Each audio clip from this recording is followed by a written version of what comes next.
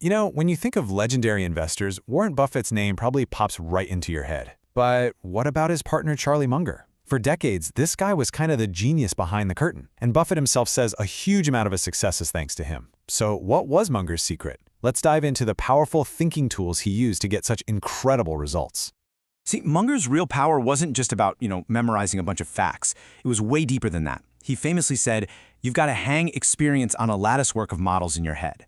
I just love that image, right? A latticework. It's not about having one tool. It's about having this whole interconnected system of frameworks to see the world with real clarity. So that's what we're going to dive into. Munger's latticework, his blueprint for better thinking. But okay, what is a mental model really? Let's break it down. All right, think of it like this. A mental model is basically a map in your head. It's a simplified guide to how something works out in the real world. Now, obviously, the map isn't the actual world, right? But it gives you context, it gives you direction, it helps you filter out all the noise from the stuff that actually matters. Without a map, you're just lost. With one, you start to understand the landscape. And this is so important because it's why you can't just have one map or one model. Munger had this great warning he called the man with the hammer problem. He said, to the man with only a hammer, every problem looks like a nail. Makes sense, right? If your only tool is, say, economics, you're going to try and solve everything with economics. But Munger said, no, you need a whole toolkit. From psychology, physics, biology, that's where real wisdom comes from. Okay, so let's start building out that toolkit, shall we? First up, let's look at some models that'll help you make smarter, faster decisions. These are designed to just cut through all that indecision and information overload we all feel. Okay, first things first. This is a classic trap we all fall into. Our brains are just, well, they're wired to confuse what feels urgent with what's actually important. You know the feeling, right? The urgent stuff is screaming for your attention, often because someone else wants it done. But the important stuff? That's what actually gets you closer to your long-term goals. Learning to tell them apart is a total game changer. And luckily, there's a perfect model for this, the Eisenhower Matrix. It's just a simple 4-quadrant box, but it's incredibly powerful. Look, if something is both important and urgent, like a crisis, you do it, right now. If it's important but not urgent, and this is the magic quadrant where all the growth happens, you plan it, schedule it. What if it's urgent but not important, like a random interruption? Delegate it if you can. And if it's neither important nor urgent, simple, delete it. Get it off your plate. It's an amazing filter for your attention.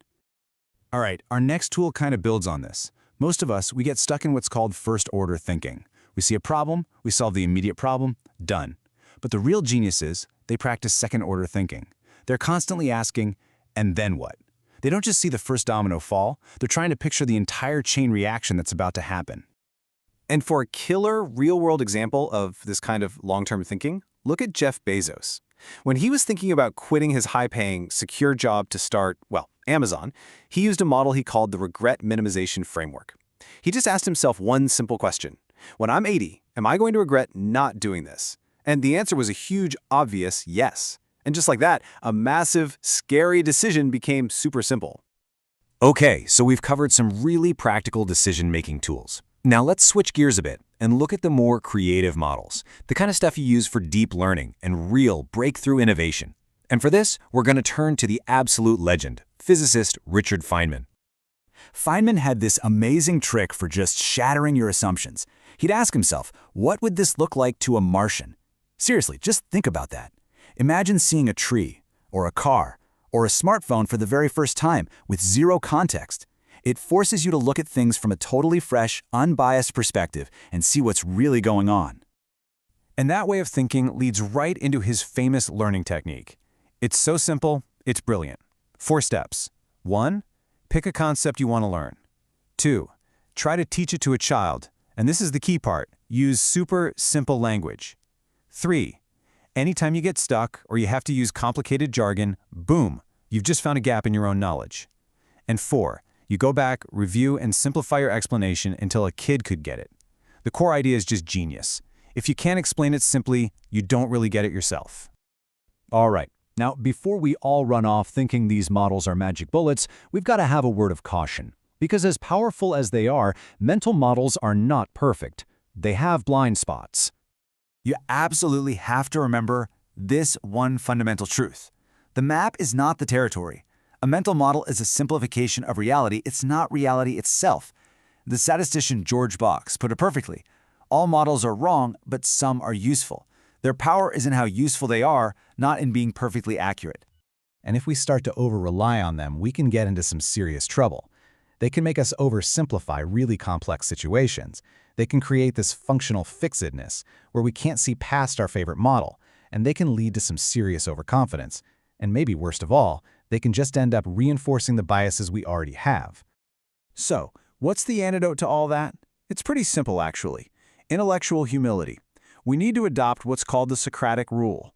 The only true knowledge is knowing that you know nothing. That mindset keeps you curious, it keeps you open, and it keeps you ready to update your maps when you realize they don't match the world anymore.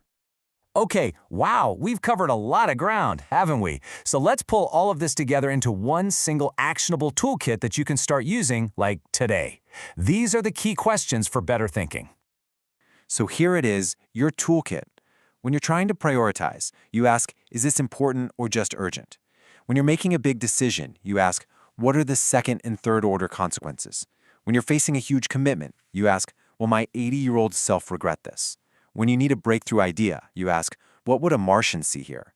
And when you really want to learn something deeply, you ask, can I explain this to a child? Look, this toolkit can literally change the way you see the world. It's a lattice work that you can keep building on for the rest of your life. So I'll leave you with one final question. Which model are you going to try first?